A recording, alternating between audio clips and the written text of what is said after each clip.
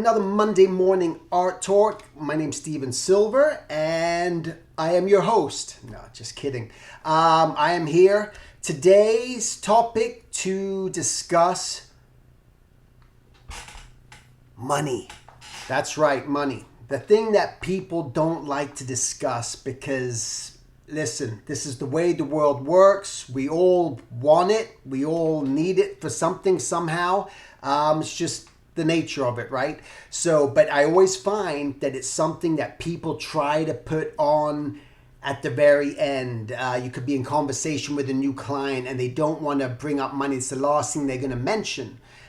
In a conversation, they may ask you to start doing work and go through all this thing and there's still no talk of money. So it's up to you to take the initiative and say, bring it up. And the way that I bring it up to people, and this is the best way that I've found out how, is just saying to them simply, do you know what your budget is? Along the lines of that.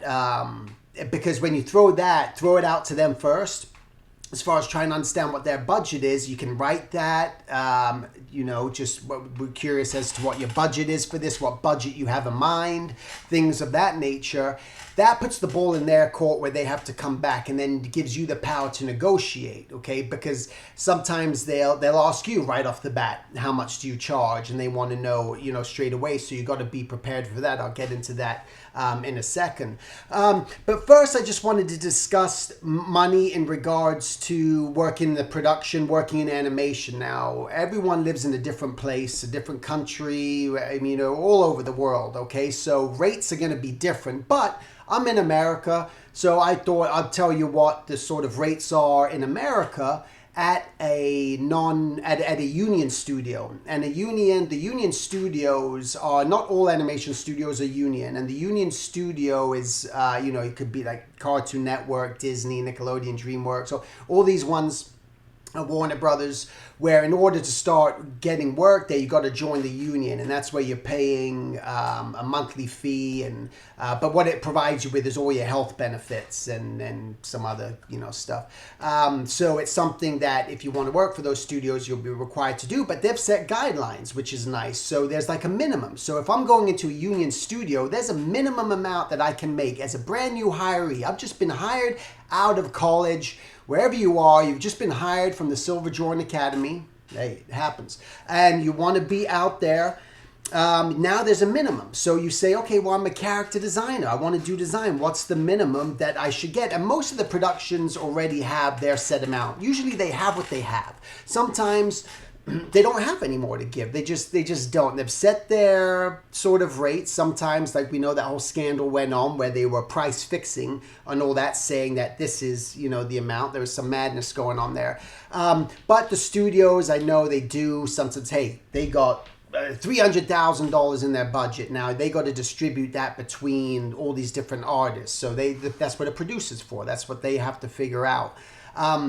Since that's where sometimes an agent doesn't even come in so well for you, is effective, because an agent's taking 10% and they're trying to get more, but hey, there is no more. So, sometimes it doesn't always benefit. But let's get back on track here. So you're just starting out at the studio, you're being hired. What's the minimum I can make? Let's say Nickelodeon, they're a union studio. So this is according to a wage survey. Every year the union asks artists to, and anyone can check it out by going to the Animation Guild and website, which is just animationguild.org. And you can go there and you can just get insight and information about the animation industry. If this is something you want to be a part of, it's something that I did and researched before I didn't even have all this internet stuff when I first got hired, but I had actually physically called the Animation Guild before I was hired on my very first job just to say, could you tell me how much someone should get for this position? So it's, but now it's at your fingertips. So say designer, let's see, they got model designers. So the minimum you could make would be this was last year, $694 a week. Okay, that's the minimum. That's based on a 40-hour week. Anything over 40 hours is overtime. So that's 1,694. Now the average was about 1,900. That's what is someone who's maybe been there a couple years in there. The max someone was making that they reported television production, this is TV, was $2,227 a week. Okay, so it depends what level you're at. If you've been in the industry for a long time, you got experience, well, that's what they're paying for. And if you come in and you don't know anything but enough to get you hired, well, that's what you get. You know, and there's so many different positions. And the thing is, you got to understand the process of the industry, how it works. And I can speak for television animation. I can speak for feature animation. I can speak for freelance, you know, design of what I've done as a designer. But what's going to happen at all the studios is they have all these different jobs. You're being hired. You want to do storyboards. Are you going to be, you know, a prop designer? Are you going to be a background layout artist? Are you going to be a color stylist? You know, I'm blah, blah, boom. I'm not going to mention all the positions, but what position are you getting hired for? So now I can look up here and I go, oh, character layout, you know, average was 1,800 a week. A storyboard artist, average was 2,100 a week. Some people were making 3,800 a week. Again, it all depends on where you're at in your career. And so that breaks down to hourly. So you got to figure it almost might break down to about,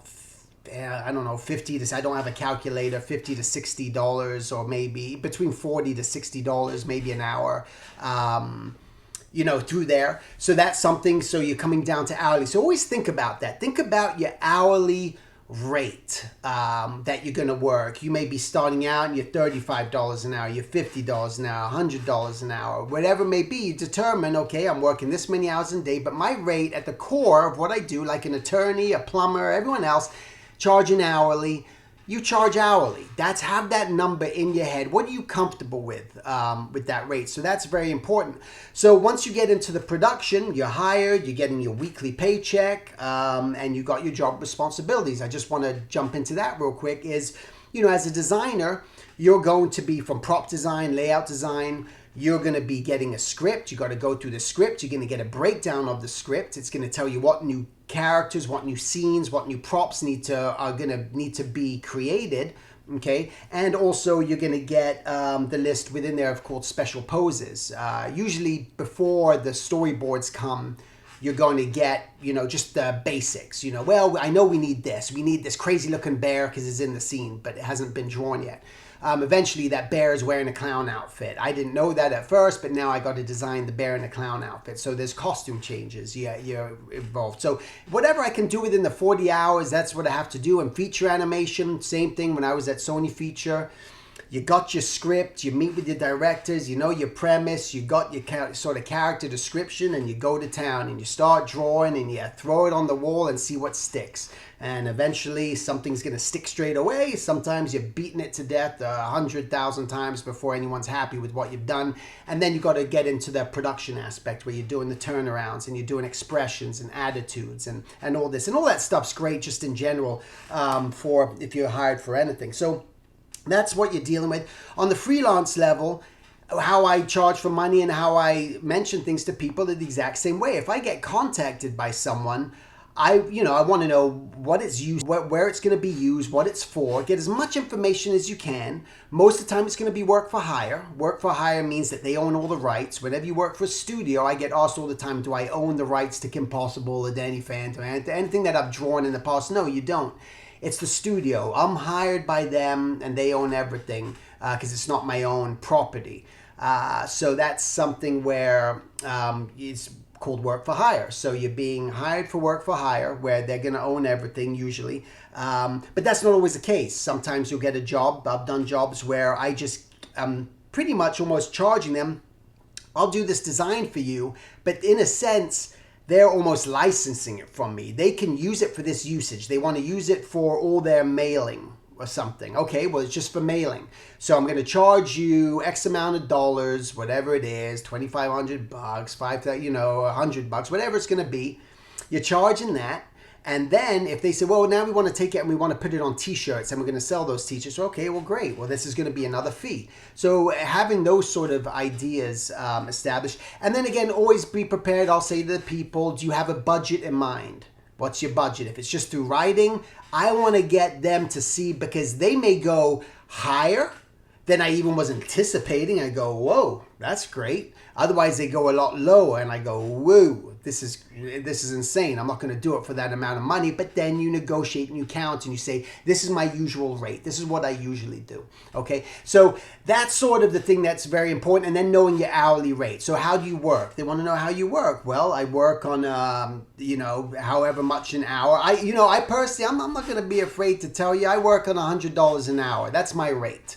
That I charge. So depending on what people are gonna, use. But when I do parties, so it's a different thing. So say now I'm doing caricature parties and people hire me to draw at their party. Well, for those I charge $175 an hour.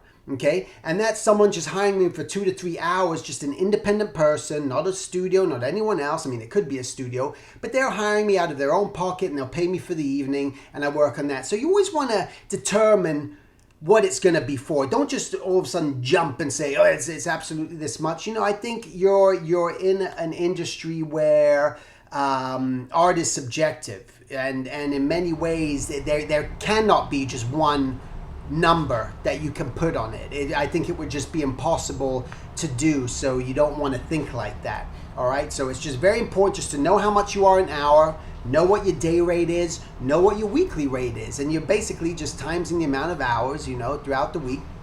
But say, I can say that, but at an animation studio in-house, I'm not going to get that. I'll get paid more for doing freelance than I would necessarily if I'm even in-house sometimes, okay? So if I'm in-house somewhere, you got the average where, well, the minimum they're going to give me $2,200 a week, okay? That's what they're going to pay the television animation character designer. You get $2,200 a week, okay?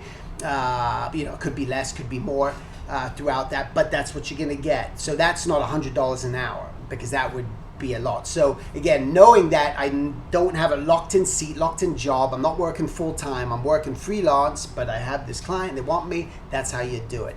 Anyway, I've rambled on, but listen, it's all about money, it's all about valuing yourself, and valuing what you do is vital. This is all the stuff that I teach my students at my school, because I'm so passionate about it. I'm so passionate about making you realize how important it is to own your own campfire, start your own campfires, have multiple campfires, and not just have one position. That's the old way. You can't do that anymore. The new way is you have to multitask to the point where concentrate on different things, but you have to have a bunch of little things going on, a bunch of what they say, irons in the fire. That's what you got to have, those irons in the fire, which are going to generate for you, and it's getting more and more accessible now for the person who's just up and coming, for the person who just has a desire, who has a passion, who has a belief, and who is willing not to be afraid, who's not scared of what the outcome's going to be, and is just willing to give it their best and give it their shot. And that's what I take pride in really teaching people, is that you go out there and you do it, and you try it. And here's how. And this is what you should think about doing, because it's the only way. It's the future. So you have to evolve. You have to evolve. You have to move with the times. And that's what's happening. So keep your ears and eyes open. Just see what's going on out there.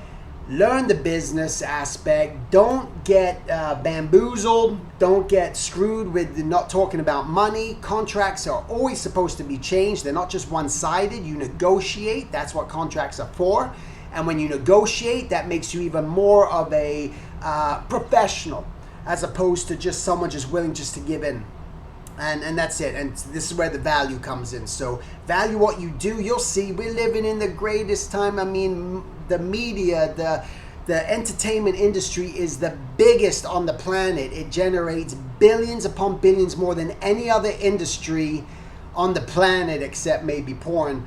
But the entertainment industry as a whole is where it's all at, and you're involved in it, or you're wanting to get in. And I'm talking video games, I'm talking apps, I'm talking children's books, I'm talking television animation, video. I mean, you go on and on. Apparel, just entertainment, just licensing. It's phenomenal. We're living in a world where it never used to be like this. My heroes, who I grew up, Mad Magazine, Mort Drucker, Jack Davis, these guys, Norman Rockwell.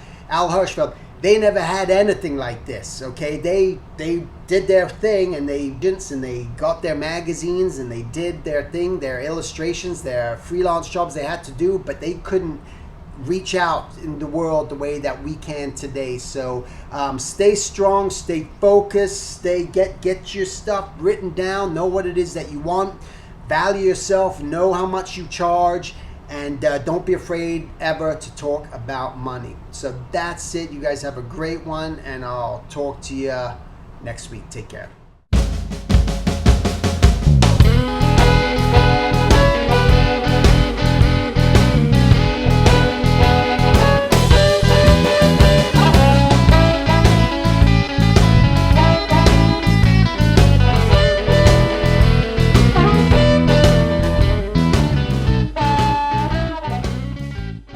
Don't bite. If you're gonna be on here, just don't bite nothing. Ow! No.